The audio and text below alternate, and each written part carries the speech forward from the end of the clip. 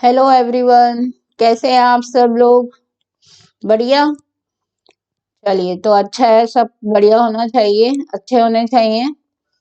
तो जैसे आप जानते हो, मैं रिवाइज विद मी सीरीज लेके आई हूँ आप सबके लिए। तो उसमें हम 4 लेसन कर भी चुके हैं रिवीजन। जिसने नहीं किया है वो जरूर वो वाली सीरीज देखे शुरू से। 4 फिजिकल के लेसन मैं करा चुकी हूँ। आज हम 5वां लेसन करेंगे, सरफेस केमिस्ट्री के एमसीक्यू क्वेश्चंस करेंगे। राइट। और क्या तरीका है, आपको मैंने बताया था कि आप एक पेन कॉपी लेके बैठ जाएंगे मेरे साथ।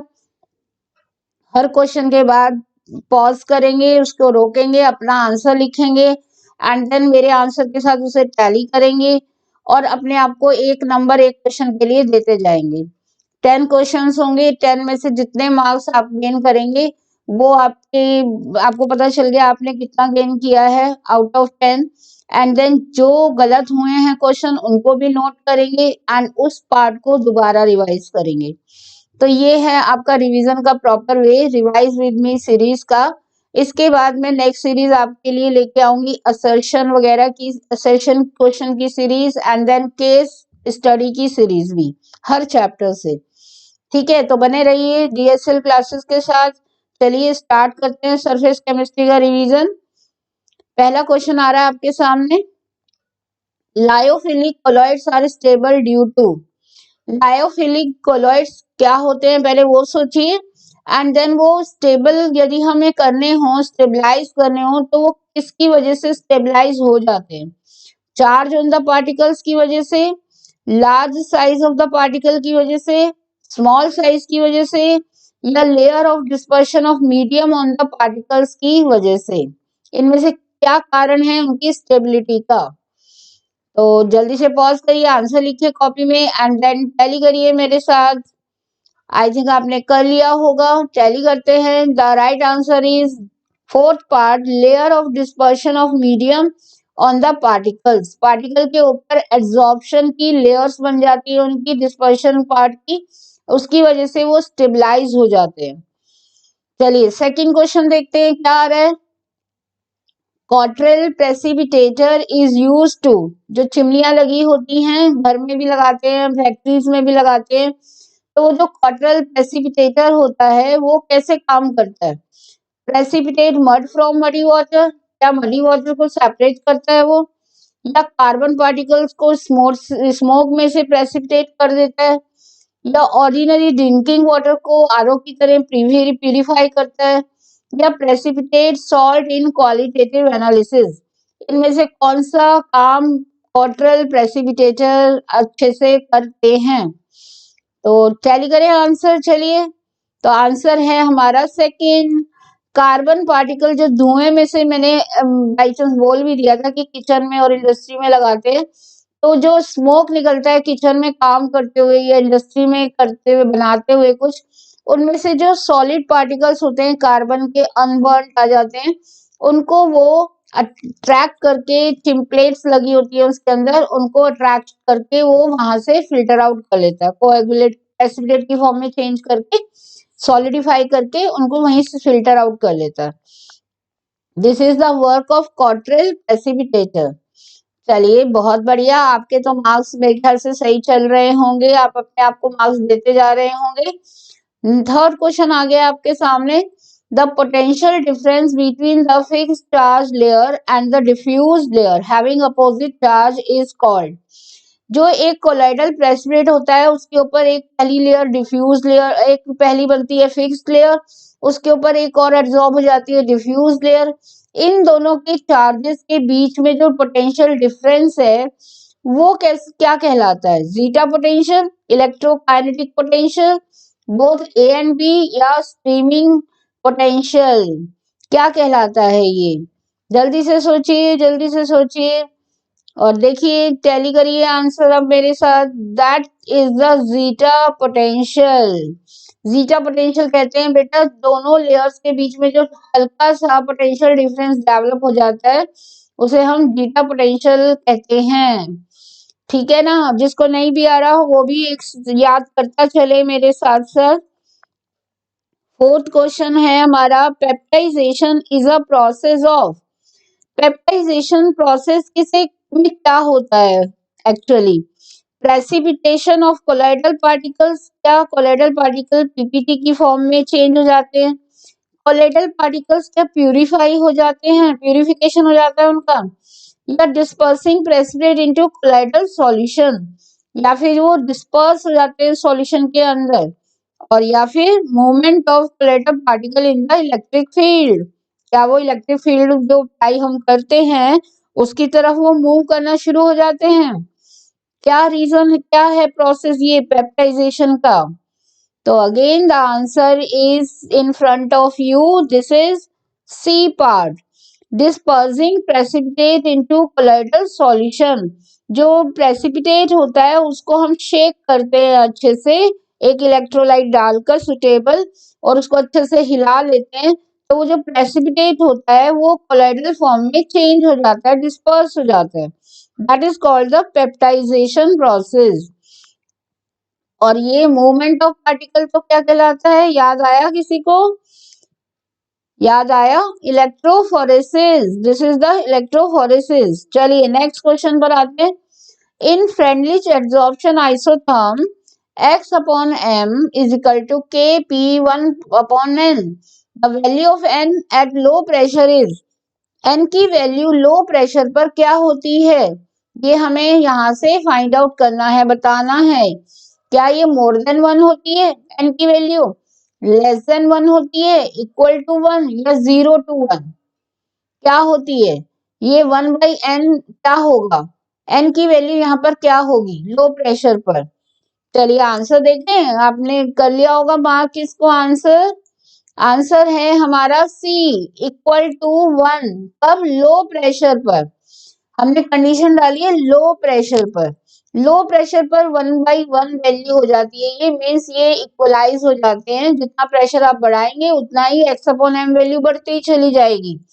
लेकिन हाई प्रेशर पर ये इसकी वैल्यू n से n की वैल्यू मोर देन 1 आती है।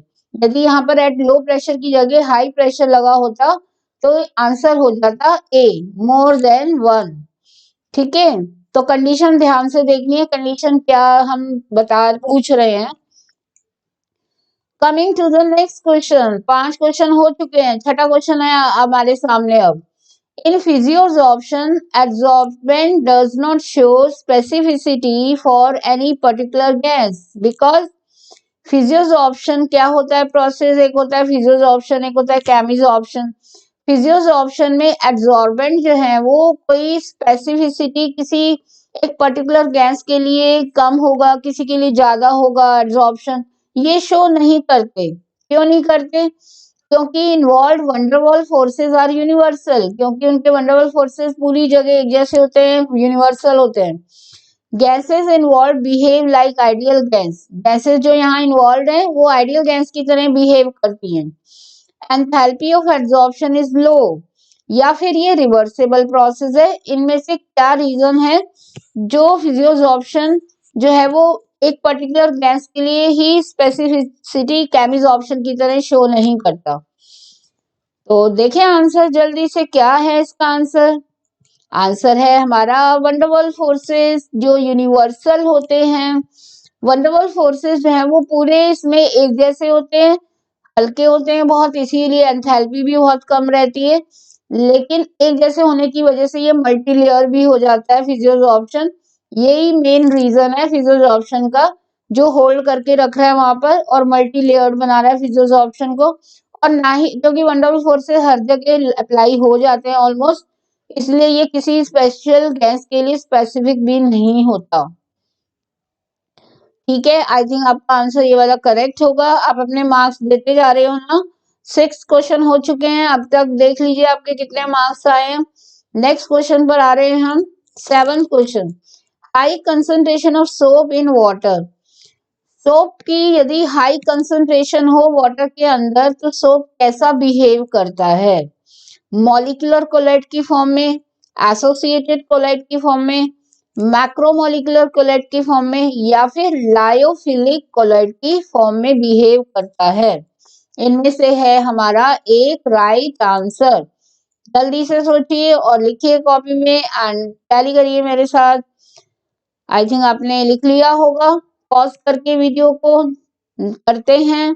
टैली आंसर, टैली है हमारा इसका आंसर सेकंड। एसोसिएटेड कोलॉइड्स, जो सोप है वो मिसेल्स बनाते हैं और मिसेल जो है वो come under heading associated colloids.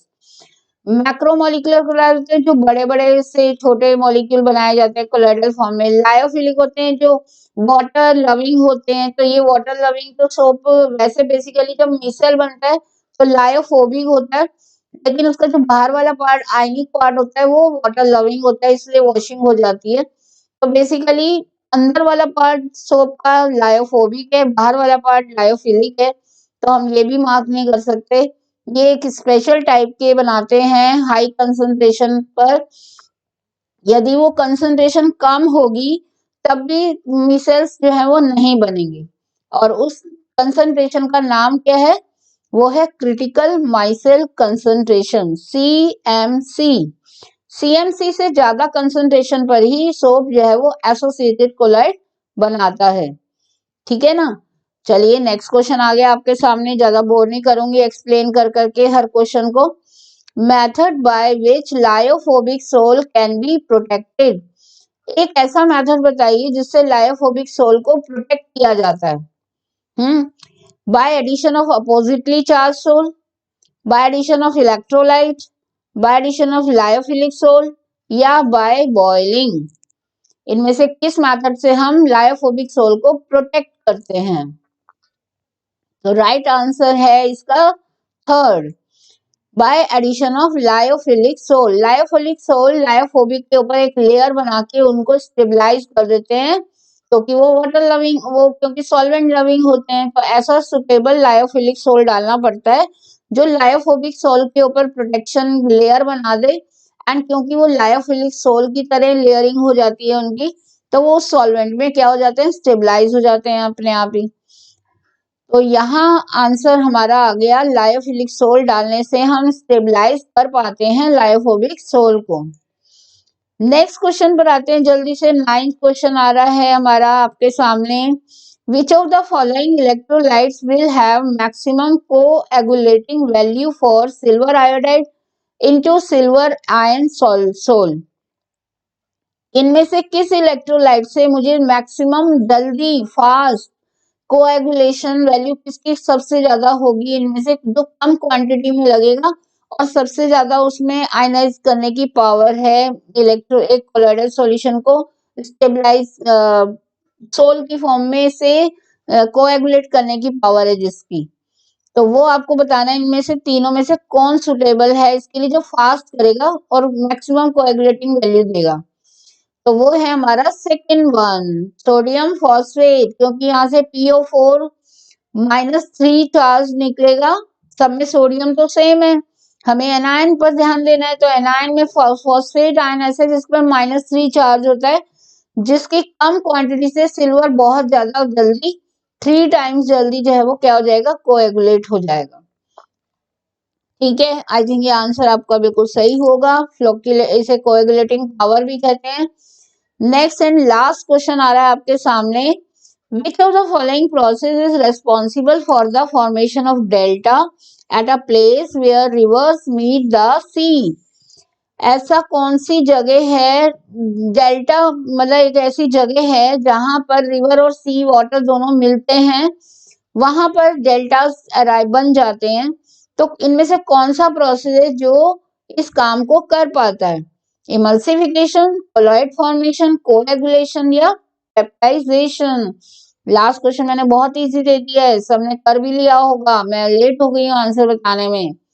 Answer है आपका थर्ड, कोएगुलेशन की वजह से सी वाटर और जो रिवर वाटर है वो जब मिलते हैं, देन सी वाटर के इलेक्ट्रोलाइट जो NaCl है उसकी वजह से रिवर में जो मडी वाटर होता है जो कोलॉइडल फॉर्म में होता है, वो वहां पर क्या हो जाता है? कोएगुलेट हो जाता है, चार्ज लेस होकर सेटल हो जाता है और कीचड़ बना देता है, विच इज कॉल्ड डेल्टा।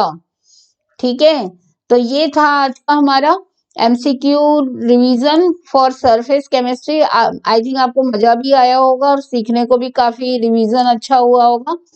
तो इसी रिवीजन को एनहेंस कर रहे हैं आपके साथ रिवाइज अथन सेकंड सीरीज लेके आए हैं अनअकैडमी। इस ये 5 दिन का एक रिवीजन मैराथन है जो कि 9 से 12th क्लास के लिए उन्होंने ऑर्गेनाइज किया है। एक बार पहले भी हो चुका है और बहुत अच्छा रिजल्ट था, इसीलिए दोबारा रिवीजन ये दिया जा रहा है 9 से 12th क्लास को। कब होने वाला है ये? 16 जनवरी से 20 जनवरी के बीच में रहेगा ये 9, 10th, 11th and 12th classes के लिए। और क्या स्केड्यूल है? सब तो 12th में नहीं है, सब 11th में नहीं है, तो स्केड्यूल है हर एक का अलग अलग। तो 12th साइंस के लिए ये स्केड्यूल है, नोट कर लीजिएगा। 10 से 12 बजे, देन फिजिक्स का, देन 12 से 2 बजे तक बायो, देन 2:30 बजे से 4:30 तक मैथ्स, फिर केमिस्ट्री एंड देन इंग्लिश। तो हर सब्जेक्ट का रिवीजन है यहाँ पर, एक एक दिन होगा ये पर डे। एंड ऐसे ये 12th कॉमर्स का है, ये 12th ह्यूमैनिटी का है। नेक्स्ट आप देख रहे हो 10th और 9th क्लास का, और इसके बाद है आप चेक कर सकते हो 11th क्लास का साइंस और कॉमर्स स्ट्रीम का। ये पूरा स्केड्यूल है जिसे आप फॉलो करेंगे, देन आप अपना सारा कोर्स जो है वो रिवाइज कर सकते हैं 5 दिन में। अच्छे क्वेश्चंस आपके साथ डिस्कस किए जाएंगे, टॉप एजुकेटर्स वहां पर डिस्कस करेंगे। लिंक मैं डिस्क्रिप्शन बॉक्स में डाल रही हूँ, वहां से आप ज्वाइन कर लीजिएगा एंड सेलेक्ट कर लीजिएगा गोल रिवाइजथन। एंड देन यदि वहां पर आपको अनलॉक करना है तो डीएसएल क्लासेस की इनवाइट कोड से आप वहां पर अनलॉक कर सकते हैं। तो इसके साथ साथ आप स्पेशल क्लासेस भी देख सकते हैं सेम प्रोसेस से। अनअकैडमी ऐप डाउनलोड करिए, लिंक ज्वाइन करिए एंड गोल सेलेक्ट करिए एंड एक इनवाइट कोड डालना होगा डीएसएल क्लासेस, उससे आप अनलॉक कर लेंगे एंड देन बस रिवीजन करिए प्रॉपर। ठीक है, तो मिलते हैं नेक्स्ट वीडियो में फिर एक और लेसन के साथ, जो कि आगे कौन सा आने वाला है, that is our P block elements. P block element का रिवीजन लेके आऊंगी मैं। Till then bye everyone.